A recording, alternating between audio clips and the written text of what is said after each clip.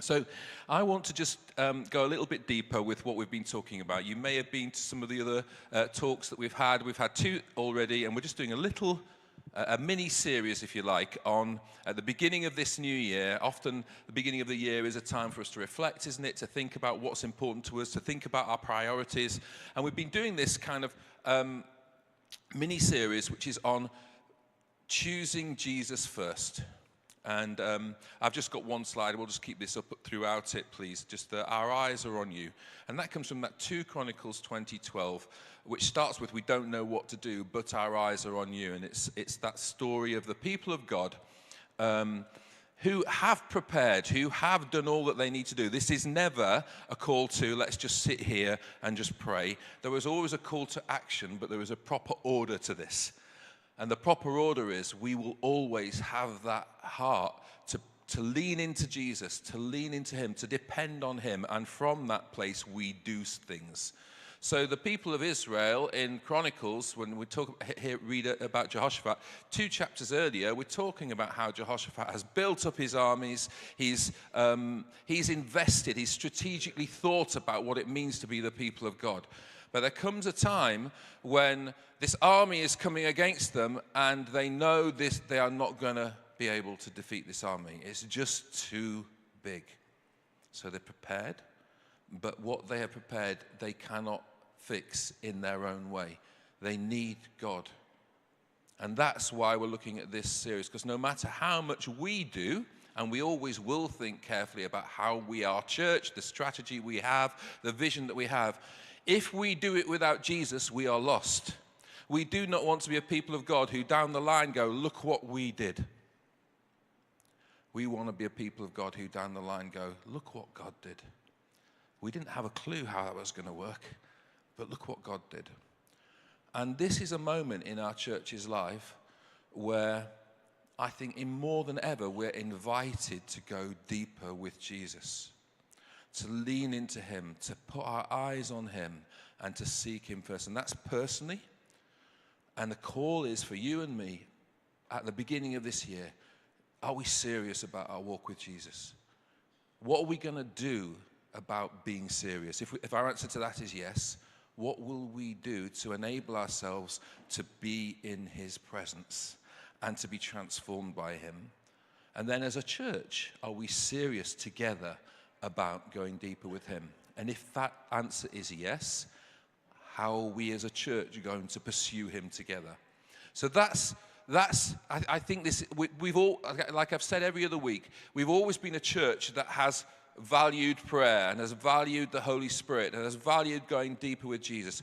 This isn't new in a sense, but I do think, and this isn't just for our church, when I talk to church leaders at things I go to, this is the same thing that they're saying. There is this sense of simplicity, come back to the first love, on our knees. We need God at this time because God is forming his church for this new season of what he's going to do. And you hear stories, don't you, of people who are seeking God, this quiet revival thing that you hear of. And again, when I talk to people, they say people are walking into the church. Now, that's great that people walk into church, but what will they encounter when they walk into church? Will they encounter people on fire for Jesus? Will they encounter people so filled with his Holy Spirit, so committed and consecrated to Jesus that before anything's said, they just know that they're in a place that's different? In one sense, we don't need to do anything except become more like Jesus. And then he does the work in and through us.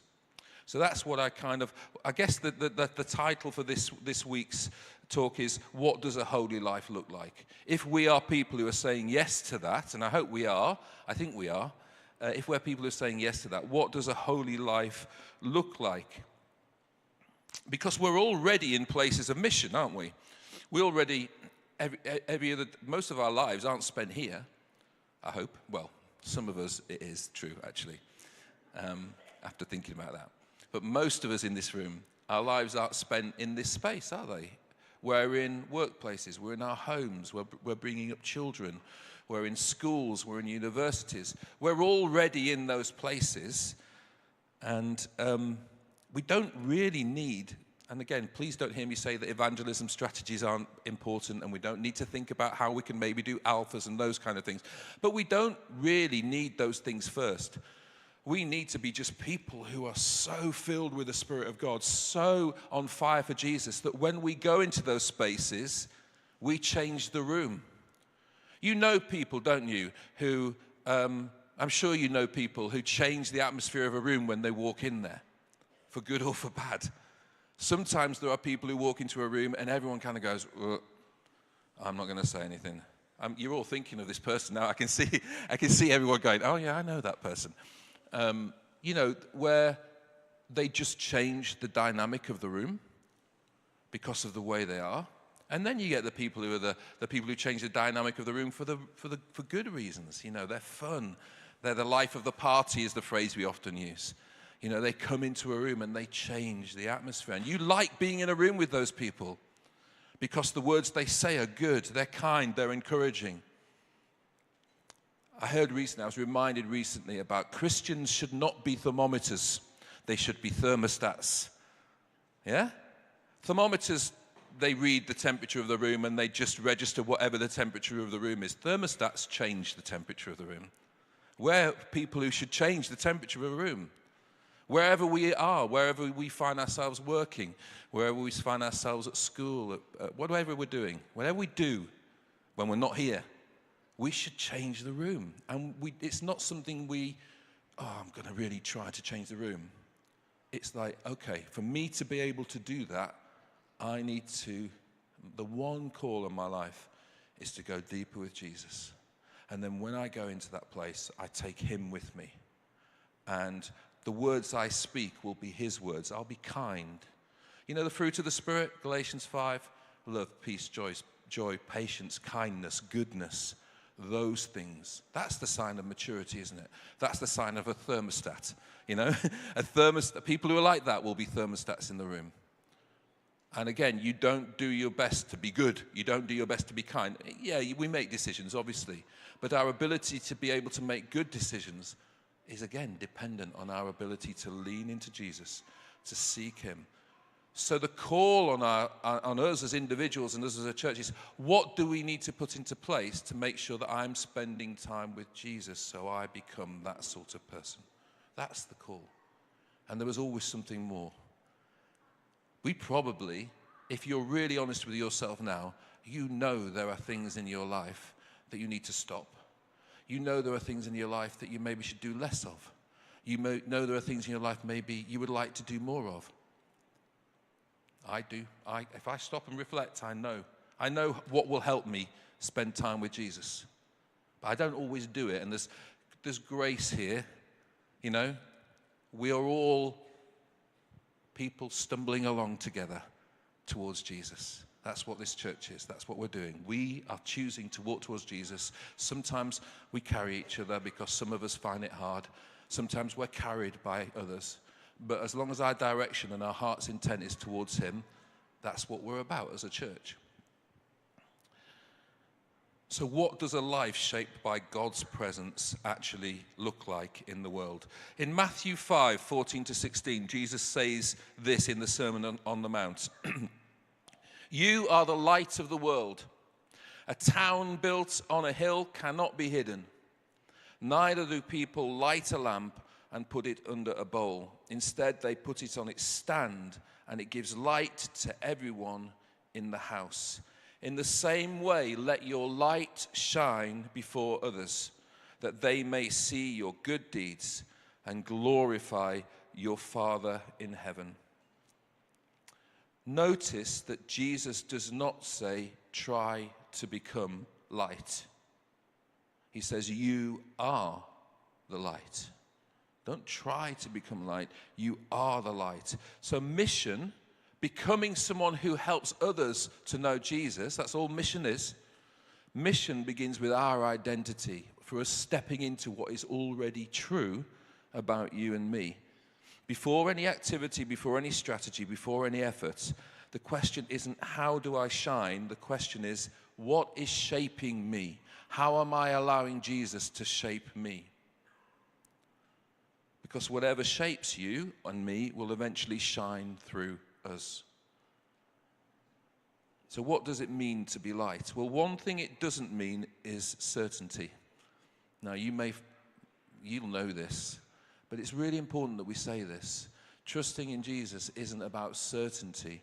I was reminded of a poem, well, not reminded, it was the first time I'd come across it, but I love the idea of this poem. It's by someone called Minnie Louise Haskins. I don't know if you know this poem. It's a poem that talks about trust, being someone who leans into Jesus, but knows that there isn't going to be certainty in that. We love certainty, don't we? We'd love to know what's going to happen tomorrow. We'd love to know how it's going to all work out. I certainly would at the moment, with all the different things we're talking about as a church, which are exciting, but I'm like, how is that going to work out? I would love certainty. I'd love a little kind of email from God that arrived in my inbox tomorrow morning that said, this is how it's all going to work out, Mike. But it's not the way it is. All God says is put your hand into my hand and trust me. So this is the poem, Minnie Louise Haskins. And I said to the man who stood at the gate of the year, give me a light that I may tread safely into the unknown.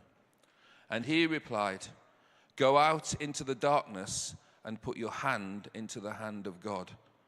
That shall be to you better than light and safer than a known way.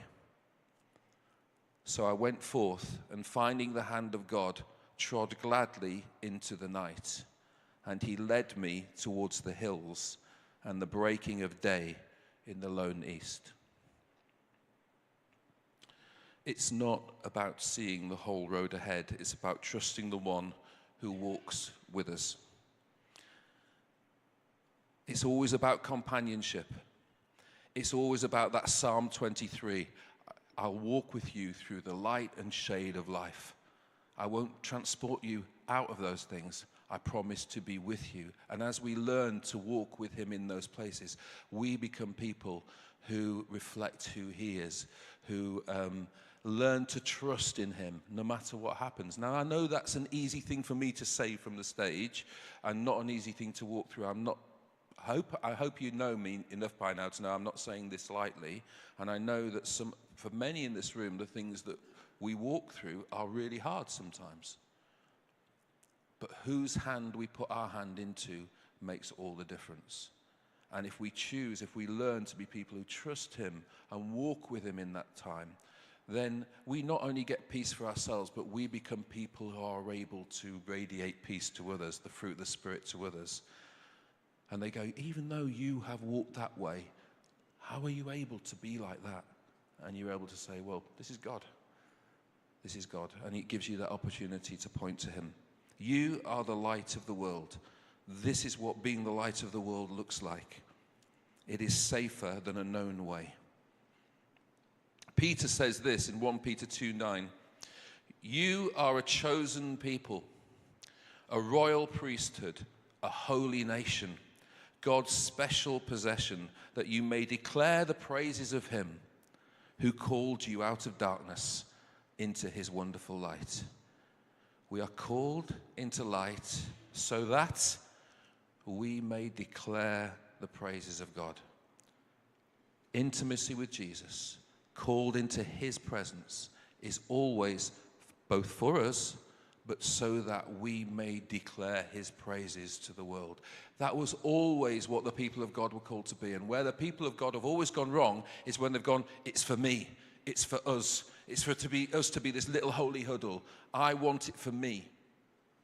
That was never God's calling, and the people of God at times went, we're the special ones. We don't like those Gentiles. God's made us special. He likes us better, is where it goes. Never the case. Never what God wanted for his people. The people of God were always blessed in order to be a blessing. Blessed in order to be a blessing. Called into the light so that we might declare the praises of God to the world that is desperate to know a different way. Desperate to know that there is hope. In all the bad news that there is around, to know there is hope. that God has done something about this, and that one day he will return and make everything new again, and it will be like it was originally meant to be. The things of heaven coming back to earth. And in the meantime, we are the trailers to the big film that will one day come. And people look at us and go, I want to see that film.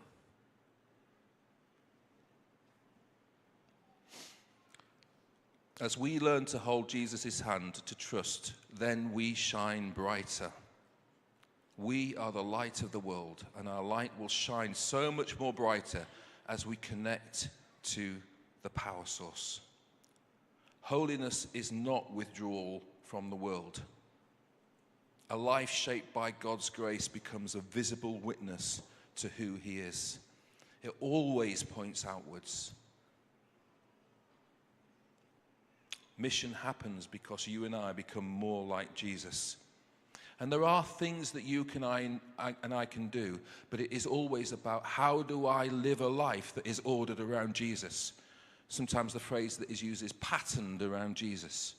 What are the things? And there are some common things, aren't there, that are just givens. And you don't need me to tell you what those are. But for each of us, I encourage you to ask God today, what are you asking me to do so that I can go deeper with you? Before I do anything, what are you asking me to do so that I can go deeper with you? And if there's something I already do that works, show it to me. Help me to dig deeper into that. Help me to go deeper into that. For me, just very practically, there's a seat in our house. We've just got one of those seats. I don't know what you call them. Love seats, where two people can sit together and cuddle. Yeah. It's great, interesting watching households, seeing who goes into that seat. But we have one of those seats, and I've realized that if I sit in that seat, I can open the curtain, look out the window, and I always find looking out at creation or something beautiful is helpful. And I've stuck the books that are going to help me, like my journal, Oswald Chambers, for his highest. I love reading one of those every day. I'm not saying this is what you do. I'm just giving you practical example. I know that if I've got those books there, I can sit in that seat, I've got my coffee, reach out, put the book there, and I'm there. I'm spending time with God. If the book is not there, me and Pip had a little bit of a debate about the messiness of books on the side. But I said, look, if you don't want me to be close to Jesus, then we'll put the book somewhere tidy. I didn't say that. I learn a lot of Pip in terms of how to follow Jesus. But what are those things? What are those little structures that are going to enable you to do the thing, to do that, spend that time with Jesus? And I'm sure you already have these things. But just reflect, take time to reflect. What's going to enable me to do that, to go deeper with him? It's a grace, Jesus' presence is a grace that transforms from the inside out. Paul says this in Romans 12, 1-2. I urge you, brothers and sisters, in view of God's mercy, offer your bodies as a living sacrifice, holy and pleasing to God. This is your true and proper worship. Do not conform to the pattern of this world, but be transformed by the renewing of your mind. Then you will be able to test and approve what God's will is, his good, pleasing, and perfect will. God is the one who does the transformation. He renews our mind. And isn't that what you want? Don't you want to have a mind that is able to discern what is God's will? What is good and pleasing and perfect in the places where you work, in all those places we thought about at the beginning, where you spend your time? Don't you want to be the sort of person who is able to discern, speak the word in season, speak that word of encouragement, speak that word of challenge sometimes, but you're so walking in step with Jesus that he's transformed and renewed your mind so that you're able to do that. Now, it's always going to be a journey this side of heaven, but don't you want to get closer to that? To have wisdom, to have discernment with people, to know when to speak, when to be quiet, and to carry a peace that is louder than anything we might say. Transformation doesn't begin with effort. What does he say at the beginning of that passage? In view of God's mercy. In view of God's mercy. It begins with gratitude.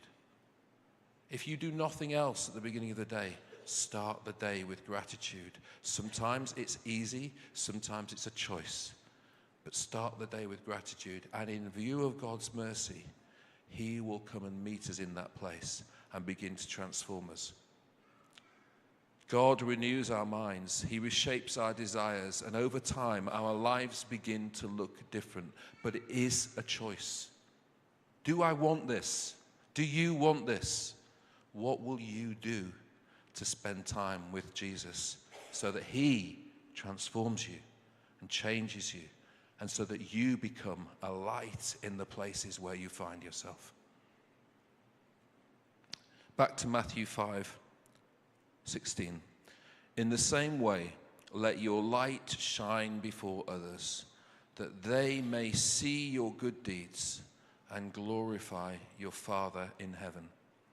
Jesus is very clear about the purpose of good works. They are not meant to draw attention to us, but to direct attention to God. So when people encounter us, they, like I say, they encounter love, joy, patience, kindness, self-control, goodness, faithfulness, gentleness, self-control. And please hear me. If you're recalling that time when you just got really angry at work and you shouted at someone and you said something you shouldn't do, that's okay. There's lots of grace here. I'm holding up before us that which God wants to invite us into. And there was always more. And there's always time to say, sorry, I messed up today. That's okay. But he wants to lead us deeper into this. He wants to form his church so that it becomes this visible city on a hill, a light shining in the darkness. And so that people, when they are searching, they go, that's what I want. I want that. I want what they've got. The realness of what they've got. Thermostats, not thermometers. If you don't remember anything else, remember that. You can hang everything else around that. Our lives to become signposts. I'm really excited in what God is calling us to as a church at the moment. But we in the leadership team, the board, we're not really quite sure how it's going to work out. And we're doing lots of thinking, don't worry, we're doing lots of that, lots of strategy, and we will share stuff with you as we go along. And it's going to be an adventure and a journey, and we believe God has called us to be this 7-day-a-week serving church, not a 1-day-a-week service church. We already have so much that we connect with the community in. We've got hopes for what could happen beyond that, partnerships that we're looking at with other churches, and it's exciting. But I do not want to be a people who go, look what we did. In this place of invite, of change, of stepping into a new season, we will last the course. We will be a church who carries on and goes deeper and deeper and makes more of an impact in Sheffield and beyond if we are a people who remind ourselves daily, constantly, it has to start with him. It has to be about us set on fire with love for Jesus so that people see him in us. It has to be.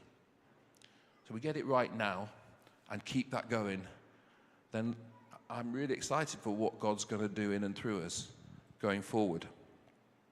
We must not go there being a people who are without being a people committed to keeping our eyes on him.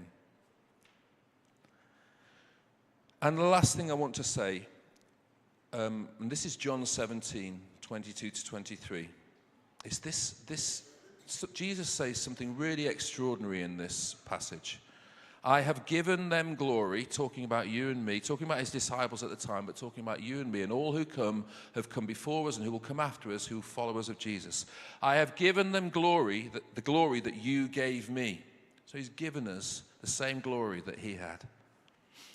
That they may be one as we are one. As the Father and the Son and the Spirit are one, he's praying that you and I would be one. I in them and you in me, so that they may be brought to complete unity. Then the world will know that you sent me and have loved them even as you have loved me. So Jesus links unity amongst his followers, not just here, but with other churches, how we walk with other churches, how we do that well, other people who follow Jesus around the world. He links that unity with the world coming to believe. Unity isn't just internal health for you and me, for the church. That's important. It's part of our witness. How we choose to go together. Remember one of our values, we go together. How we walk together matters. How we trust God together in certain seasons, like now, matters. A people who are united, prayerful, and non-anxious are deeply compelling to a fractured world. So what does this look like for you? What does this look like in the ordinary places that you and I find ourselves in the rest of the week? At work, at home, in neighborhoods, in conversations. How do we carry uncertainty but still point to Jesus? Mission can be very loud, and that's good, but mission most often is quiet. It's often unnoticed. It's often deeply ordinary. But it's a people who are on fire for Jesus, who, because they're transformed and shaped by him, change the atmosphere of a room wherever they are. So let's just pause. We're going to sing a song in a moment, but I just want to give us a chance to ask the two important questions. What is God saying to you, and what will you do about it? Maybe you're saying something to God as well. What do you want to say to him? God is not a God who is afraid of the honesty of our heart. In fact, he longs for the honesty of our heart. What parent wants their children to pretend that they're okay?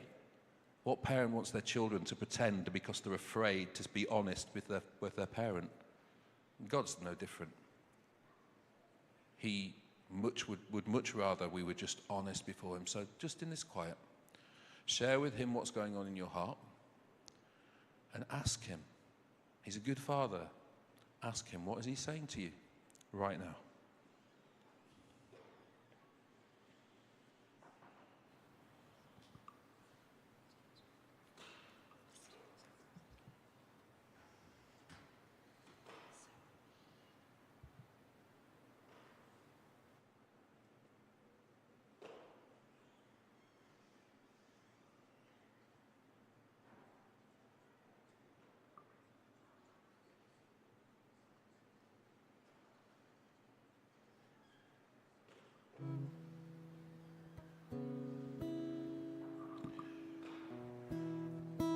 And try and make it practical as well. What is one thing that God might be asking you to stop, or to do less of, or to take up, to enable you to be with him? For me, I know God has challenged me to go to bed earlier so that I can get up and spend time with him. It's very simple, very practical. That's one thing. What is it for you?